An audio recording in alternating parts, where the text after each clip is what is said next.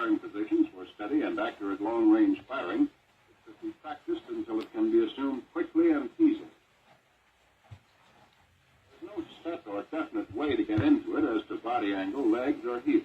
Just fly as flat as the terrain will permit and extend it. And in the prone position, additional time should be spent practicing the two-handed grip. If the gun is not held correctly, you hit the target no matter how steady the firing position. Come on, suckers! Come on, suckers! Come on, suckers!